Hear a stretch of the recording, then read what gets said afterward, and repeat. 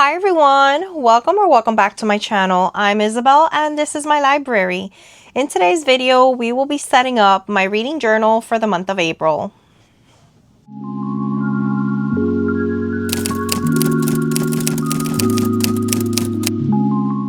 Welcome back, friends. I'm so happy that you are here with me today to do a little bit of setting up for the month of April. I'm incredibly behind as of the filming of this video. April is pretty much on its way and I'm overdue on quite a few things, but I've decided that I need to make some relaxing time to sit down and update my reading journal. If you are new here, welcome. So happy that you have found this video and found my channel.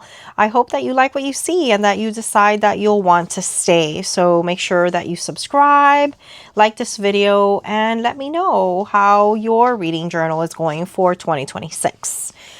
So if you are indeed new here, there are quite a few videos up on my channel with the setting up of my 2026 reading journal, lots of videos from 2025 with me updating that journal. And I do have quite a big series of reading journal setup videos. So if that's something that interests you, then I will go ahead and have those linked down below so that you can take a look. So for today's video, I'm going to go ahead and flip through a little bit. I was trying to show you some of my reading journal in case this is the first time you watch. But for today, we are going to start off by setting up for April. So this is the last that I was able to do for March. I wrapped up the month of March. I was able to do 1, 2, 3 book reviews for that month. I wish I could have done more, but time just keeps on going, you know? And as you guys know, I did decide that what I wanted to do for my reviews is do as many as I could each month and then kind of move on so that I don't fall too behind on my updates for this reading journal. So I'm going to first start off my monthly setup with my April bingo board. So let's go ahead and cut that a little bit so that it can fit. Let's take out some of our stuff.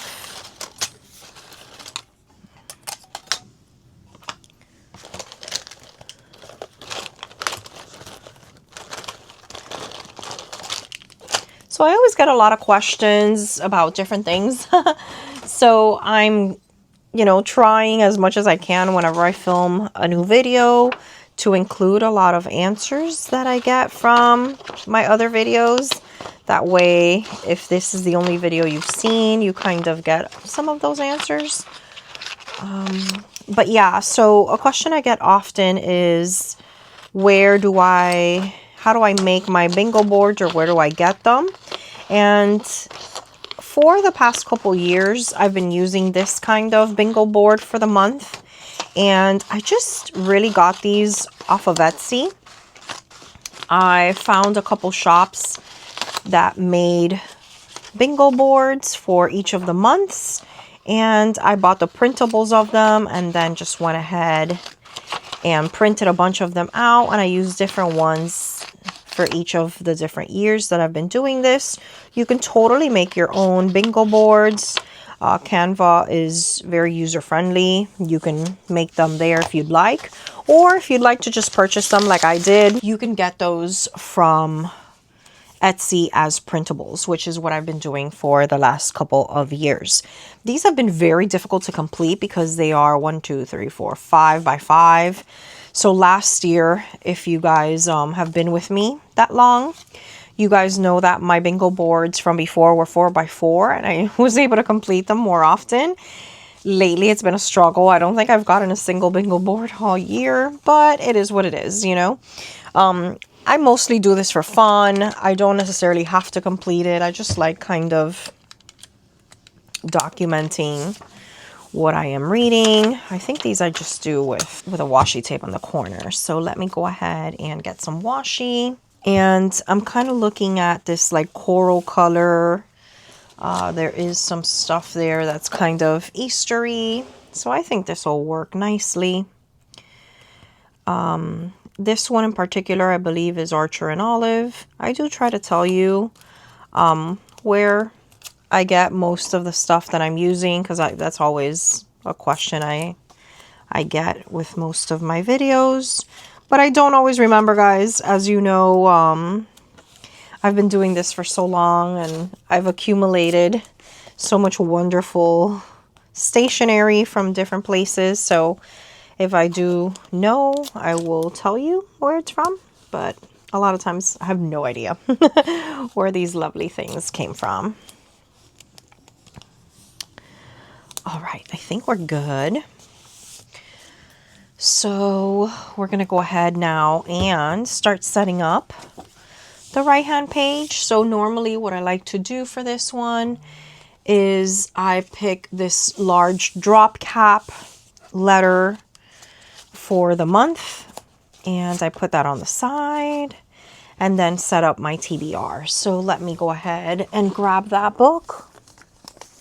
So there are a couple books, sticker books, that have these drop caps that I like using. Usually these antiquarian books have a whole section with letters of the alphabet toward the ending, which I absolutely love. And if you love sticker books just like I do, great, we should be friends. I always say this. But I have plenty of videos. I will link those toward the ending of this video, where I review a ton of sticker books. Every single sticker book that's a part of my collection has made an appearance in one of those videos, and I kind of flip you through them, because sometimes it's so difficult when you're trying to buy one online and you don't really know which one to get. You're like, oh my gosh, I don't know if I'll like it on the inside or not. And so whichever ones I have, I haul, and then I do flip throughs so that you can kind of see what they are like. And it gives you more of an idea if you think you'll like the art inside or whatnot. I also talk about the quality of the stickers, so on and so forth. But yeah, these antiquarian sticker books, there's a couple of them, and I love them. I think they're beautiful. They're good quality. You could use the back of the sticker sheets. Once you're kind of done with them, you can use this as different kinds of papers in your reading journal. So they have multiple uses. They have really big sticker sheets. These are wonderful. So if you can only afford like one sticker book, I would kind of point you in the direction of the antiquarian collection. They have different titles, and this is the bibliophilia one. I believe I have two of these. This one pictured here is the original one that I first got, and it's wonderful. And you can find lots of good sales on these online.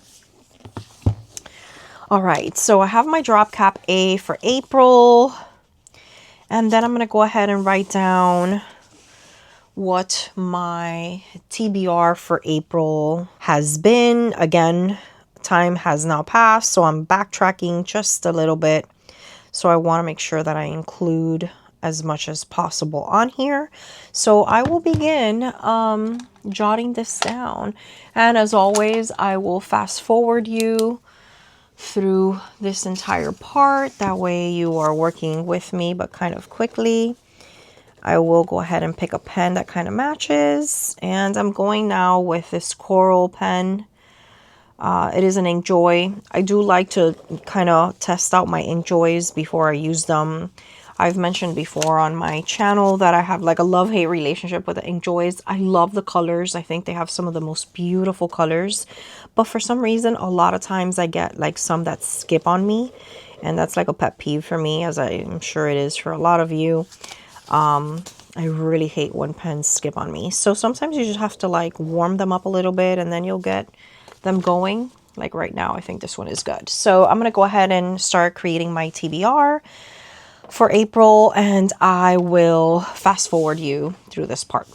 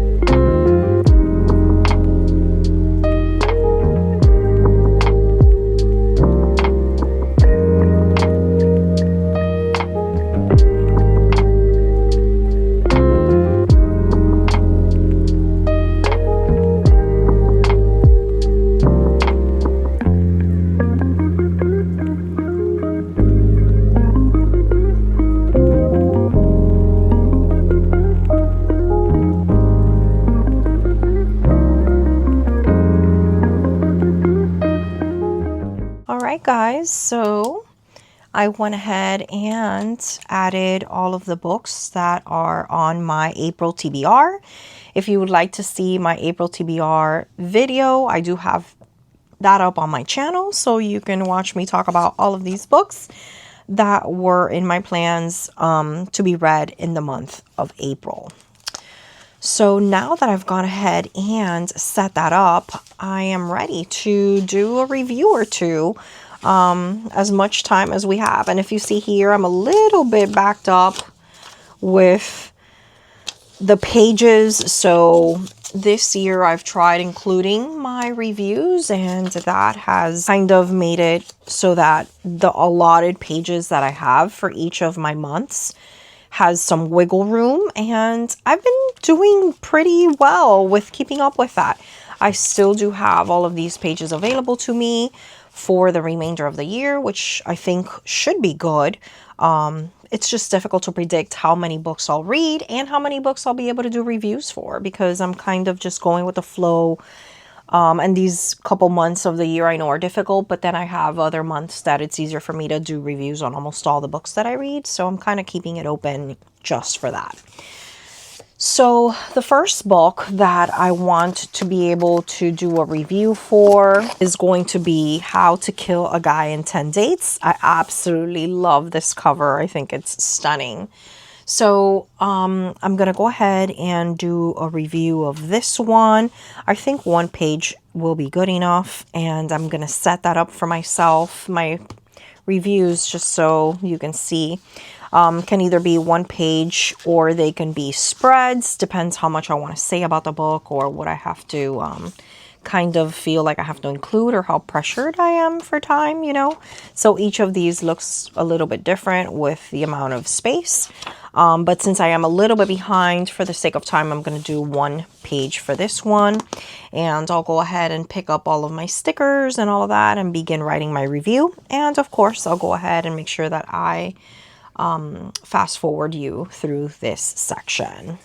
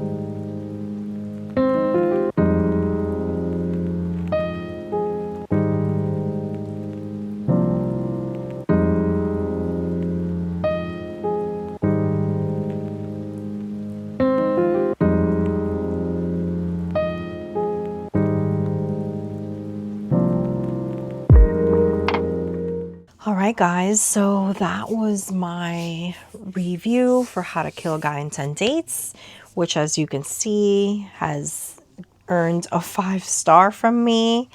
I absolutely love this, and I know that this will be a contender for one of my favorite books of this year.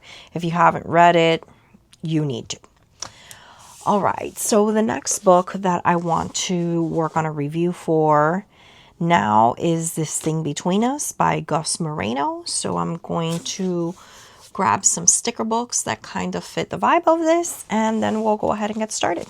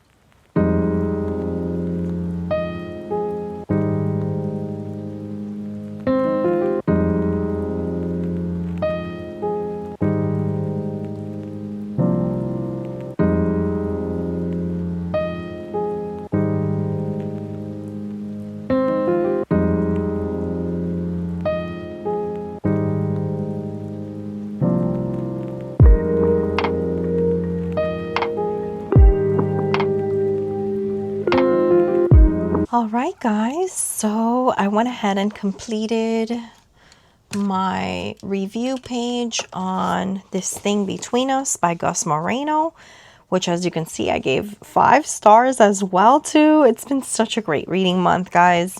This was absolutely wonderful. It had been on my TBR for so long. I'm glad I finally got to it, and I'm glad I loved it. I think it was superb.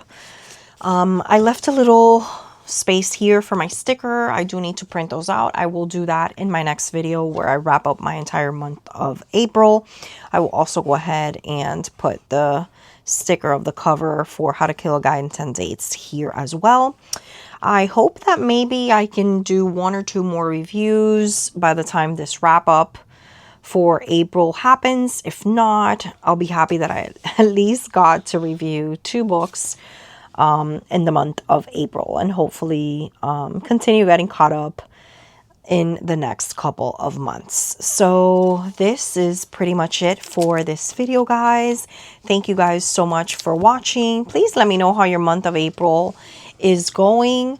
And I know this video will probably be up a little bit later, so of course, talk to me about April, but also let me know about your reading plans for May as well. And yeah, thank you so much for watching. If you need and want more content like this one, I'll have my reading journal playlist linked for you at the ending of this video. And yeah, thank you for spending some time with me and working on my reading journal. Click that subscribe button and also like this video, and let's talk in the comments down below. I'd love to engage with you in some conversations about reading journals and everything that's crafty and creative. Thank you guys for your time. I look forward to talking to you in my next one. Bye!